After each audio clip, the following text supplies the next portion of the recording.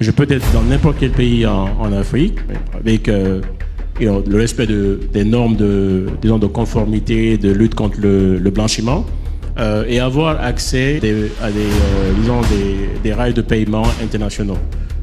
Donc je peux aller du franc CFA par exemple et faire des paiements de factures en euros sans me déplacer. J'ai pas besoin de prendre un billet d'avion, j'ai pas besoin d'aller demander un visa qui me demande encore des coûts supplémentaires. Donc c'est ce type de solution que nous apportons, que toute personne dans cette salle peut comprendre sans chercher à savoir réellement ou comprendre quelle est la technologie qui est derrière.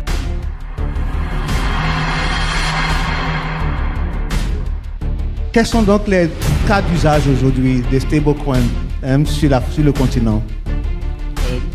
Alors, je pense que le cas d'usage le plus répandu, c'est la finance. C'est notamment les paiements et les remittances.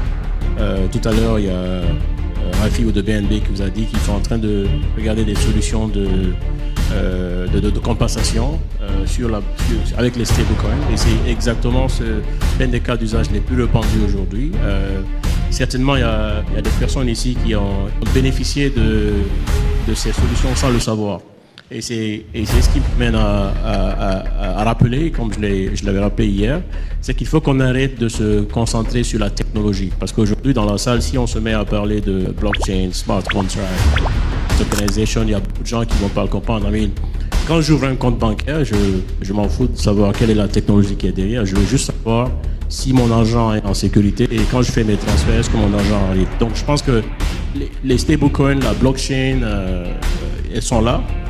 On n'est pas dans la spéculation, donc c'est pas crypto, spéculation, acheter, vendre.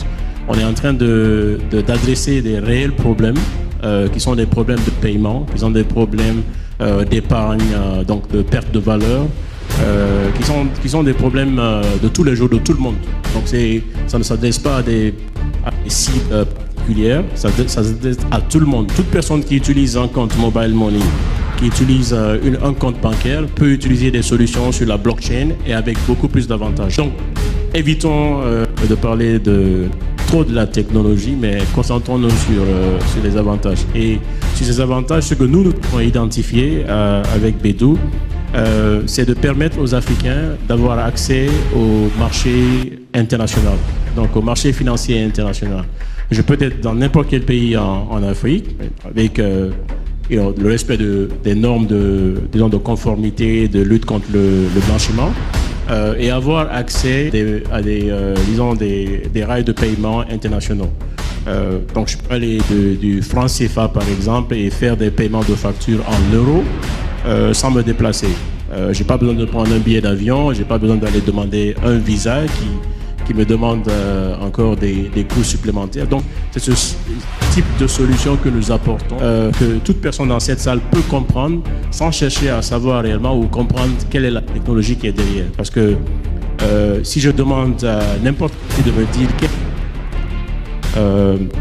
la technologie qui est derrière votre compte bancaire ou votre compte mobile money, vous ne savez pas. Mais vous savez que vous pouvez faire des dépôts, vous pouvez faire des retraits. Donc il est temps vraiment qu'on se concentre sur l'essentiel et laisser la technologie faire son travail. Mais c'est déjà là.